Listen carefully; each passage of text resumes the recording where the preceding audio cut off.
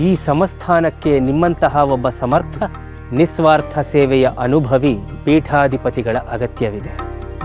ತಾವು ಈ ಜವಾಬ್ದಾರಿಯನ್ನು ಹೊರಬೇಕೆಂಬುದೇ ನಮ್ಮ ಆಶಯ ಕೂಡ. ಸದ್ಯದಲ್ಲೇ ಪೀಠಾರೋಹಣಕ್ಕೆ ಸಕಲ ಸಿದ್ಧತೆಗಳನ್ನು ಮಾಡಿಕೊಳ್ಳುತ್ತೇವೆ.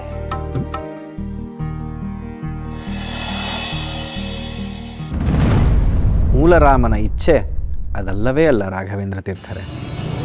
ಸುಧೀಂದ್ರ ತೀರ್ಥರು ಬೃಂದಾವನಸ್ಥರಾದ ಸುದ್ದಿ ತಿಳಿದು ಅವರು ಕುಳಿತ ಪೀಠಕ್ಕೆ ನಮಸ್ಕರಿಸಿ ಅವರ ಬೃಂದಾವನ ದರ್ಶನ ಮಾಡಿ ಹೋಗಬೇಕೆಂದು ನಾವು ಬಂದವೇ ಹೊರತು ಪೀಠಾಧಿಪತಿಯಾಗಬೇಕು ಎಂಬ ಬಯಕೆಯಿಂದಲ್ಲ. ಬಯಕೆ ನಿಮ್ಮದಲ್ಲ ಯಾದವೇಂದ್ರರೇ, ನಮ್ಮದು. ತಾವು ಶ್ರೀಮಠದ ಪೀಠಾಧಿಪತಿಗಳಾಗಬೇಕೆಂದು ನಾವು ಬಯಸಿದ್ದೇವೆ. ನಮಗಿಂತ ಹಿರಿಯರಾಗಿ ಗುರುಗಳಿಂದ ದೀಕ್ಷೆ ಪಡೆದವರು ನೀವು. ಅಂದೇ ನೀವು ಪೀಠಾಧಿಪತಿಗಳಾಗಬೇಕಿತ್ತು.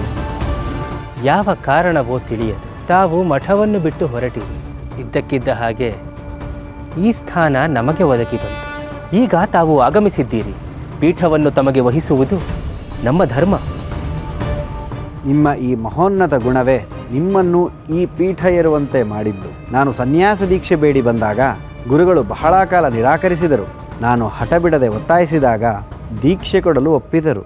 ಆದರೆ ಒಂದು ಪ್ರಶ್ನೆಯನ್ನು ನನ್ನ ಮುಂದಿಟ್ಟರು. ಯಾವ ಪ್ರಶ್ನೆ? ಪೀಠದ ಮೇಲೆ ನಿಮಗೆ ಆಸೆ ಇದೆಯೇ ಎಂಬ ಪ್ರಶ್ನೆ.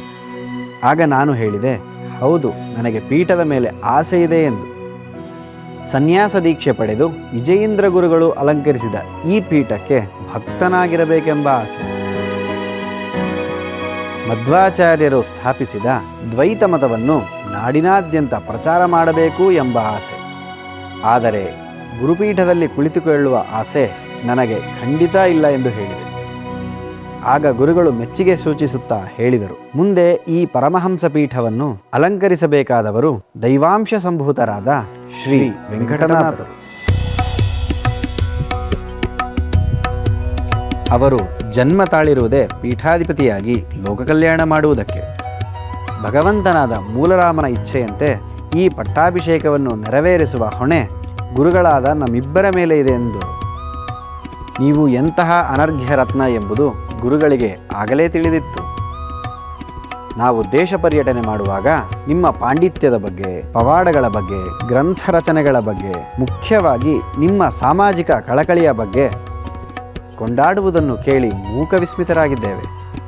ನಾವು ವೈರಾಗ್ಯದಿಂದ ಸನ್ಯಾಸ ಸ್ವೀಕರಿಸಿದ್ದೇವೆ ಹೊರತು ಮಹಾಸಂಸ್ಥಾನದ ಪೀಠಾಧಿಪತಿಗಳಾಗಬೇಕೆಂದು ಕನಸಿನಲ್ಲಿಯೂ ಇರಲಿಲ್ಲ, ಮುಂದೆಯೂ ಸಹ ಬರುವುದಿಲ್ಲ. ನೀವು ನಮ್ಮನ್ನು ನಿರಾಸೆಗೊಳಿಸುತ್ತಿರುವಿರಿ. ಇಲ್ಲ ರಾಘವೇಂದ್ರ ತೀರ್ಥರೇ, ನಿಮ್ಮ ಉದಾರ ಅಂತಃಕರಣದಿಂದ ನಾವು ಸಂಪೂರ್ಣ ತೃಪ್ತರಾಗಿದ್ದೇವೆ. ಈ ಸಂಸ್ಥಾನವನ್ನು ಆಳಲು ನೀವೇ ಸಮರ್ಥರು. ನಿಮ್ಮಿಂದ ಎಷ್ಟೋ ಮಹತ್ ಕಾರ್ಯಗಳು ನೆರವೇರಬೇಕಾಗಿದೆ.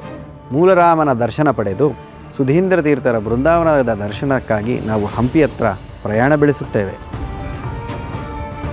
ತಮ್ಮ ಇಚ್ಛೆ.